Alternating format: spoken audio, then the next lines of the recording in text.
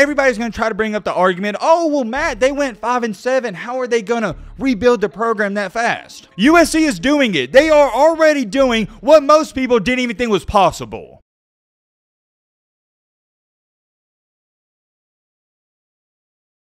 I wish I could sit up here and say this is unreal, it's unbelievable, and I'm so shocked by this, but I'm not. I saw this coming not just from 1,000 miles away, I saw this coming from 10,000 miles away. As soon as it was announced that Lincoln Riley was going to USC, I said, oh boy, here we go, guys. You know what's going to happen? Caleb Williams is going to follow him to USC, and they're going to pick up right where they left off at Oklahoma. I stated it. Go back, look at the facts, look at the videos we posted last year. To go along with that, I wish I could also be sitting up here saying I'm a genius and I called it, but it was common sense. Or my bad. Let me clarify on that. At least it was common sense to me, because a lot of people thought I was stupid. I saw the comments. I saw what a bunch of you were saying last year to me on Twitter. It didn't matter if it was the YouTube comment section, Instagram comment section, or Twitter comment section. I had a plenty full of people who thought I was crazy for thinking USC was going to be a top 10 team, and they were immediately going to be good. And well, what do you know? Your boy Matt was finally right on something, and that feels good to say because it feels like I've been wrong on 2 to 3 things already, and it's only week 3.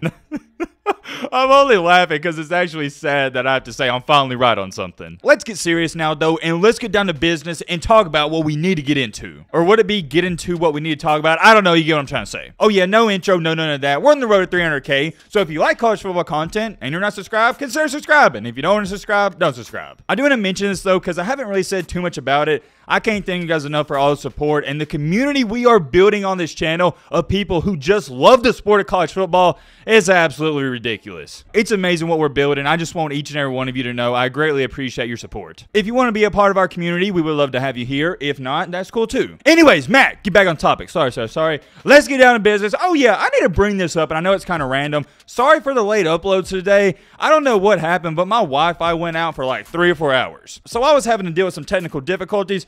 And honestly, if you want me to be 100% honest, I think my neighbor has something to do with it because he's a Texas A&M fan. I think there is a solid chance he has something to do with it. Now, I'm not saying he did it, but I'm not saying he didn't do it, if that makes sense. He's had a very rough week, and I understand it. I also want to give him some credit because I was talking to him before the Appalachian State game, and I told him, I was like, y'all got nothing to worry about. I think you're going to blow him out. And he's the one who told me that there's a chance they could lose. He was more concerned about the game than me, and it turns out he was right. Whoa. Speaking of Texas A&M, ironically enough, somebody literally just tagged me in this.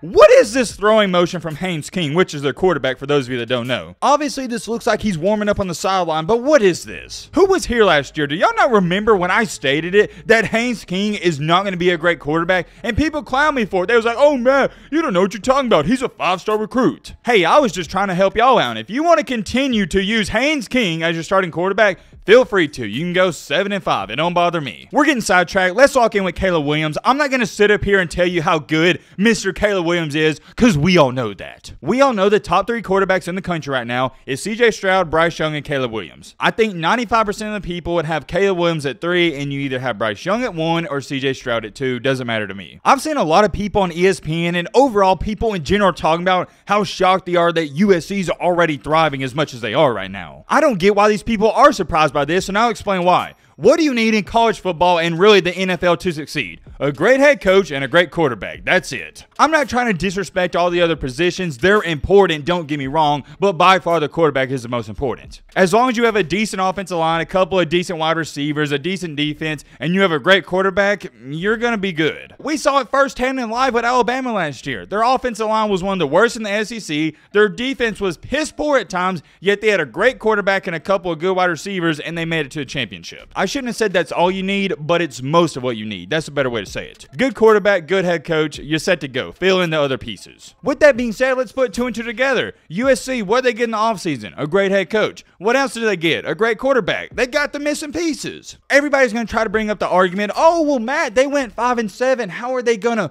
rebuild the program that fast? Once again, my friend, it's rather simple. They went 5-7 because they didn't have great quarterback play. They didn't have a great head coach. Don't try to overcomplicate this. And also, you got to mention, even though USC has been struggling in the past few years, it's not from a lack of talent. The reason they've been struggling is for one reason and one reason only: lack of leadership. It's not talent, trust me. In California, you can go in your backyard and find a 5-star recruit. If you don't want to believe me, guess where Bryce Young, Alabama's quarterback, is from? California. More than likely, if USC was relevant or good and had Lincoln Riley when Bryce Young was in high school, he'd be at USC right now. That's a different conversation for a different day, but you get what I'm saying. They got talent everywhere in California. There's talent on USC. Also, to go along with that, here's another thing people fail to mention and bring up. They just didn't fix the head coaching spot or the quarterback spot. They also got a stud at wide receiver, Jordan Addison. Most college football fans like me and you, we knew that was a big pickup, but this is stuff we keep up with all the time. Your casual fan, they're not going to pay attention to it. You can go ask a casual college football fan right now. Go ask your wife, go ask your girlfriend who Jordan Addison is. They're going to look at you like you're speaking a foreign language. No casual football fan knows who Jordan Addison is. Only people like me and you know this. However, I would say about 5 out of your 10 casual fans are going to know who Lincoln Riley is, are going to know who Caleb Williams is. Gotta bring this up too. We now have the magical transfer portal where in one offseason you can fix one side of the ball. In one offseason, if you say, okay, I want to fix my offense or defense, you can do that. You can recruit these players in the transfer portal to come to USC, Ohio State, Alabama, Georgia, wherever. I don't think any team can fix both sides of the ball with the transfer portal like we're seeing with USC. You fix the offense, that's great, but the defense, it's not on that level quite yet. You can't fix both, but check this out. In 2022 already, Mr. Caleb Williams is 39 for 49, completing right at 80% of his passes. He's thrown for 590 yards, has 6 touchdowns to 0 interceptions. Once again, wish I could say I'm shocked by this, but I'm not. It's Caleb Williams. He's must-see TV. The dude's a flat-out stud, and he can't even enter the NFL draft until next year. And oh yeah, how can we forget to mention the wide receiver they pretty much bought from Pittsburgh, Jordan Addison? He already has 12 catches for 226 yards and 4 touchdowns in only 2 games. It's clear to see it didn't take too long for Addison and Caleb Williams to get the groove of that USC offense and that Lincoln Riley offense. Can somebody riddle it to me in the comment section? I don't understand why everybody thought USC was going to take years to rebuild and they were years away from being relevant and good again. They're already ranked 7th in the country. May I remind you, this same team went 5-7 last year. Taking a look at these rankings, I would pick them right now to beat Oklahoma, and I think they got a dang good shot of beating Michigan and Clemson. When it comes to who's the better overall football team right now, obviously, I think Michigan and Clemson, they are slightly better as a overall team than USC. But this is the biggest difference. Michigan and Clemson, they're having quarterback troubles right now. Michigan just announced that the J.J. McCarthy kid, he's going to be a new starter, and although I think he's talented and good, he hasn't played that much. He's not on the level of a Caleb Williams. Same thing with Clemson. They're having a quarterback battle with DJ Uyunglele and K. Klubnik. And in college football, the team with the better quarterback, more times than not, they're going to win the football game. This USC team right now is already really good. I don't think they're great, but they're really good. And if you don't want to take my word for it, here's what their new transfer running back from Oregon had to say, quote unquote. I've been on some really good teams, but this is the best team I've ever been on. If that doesn't tell you all you need to know, I don't know what will. Do I think USC is going to win the college football championship? Absolutely not. But here's what I am saying. Keep your eye on them. Don't sleep on them. My only red flag and concern with them, and most of us know this, is a defense. It's not too hot right now, and it is shaky. I think the defense is all right, and we'll leave it at that. But guess what? Here's the thing.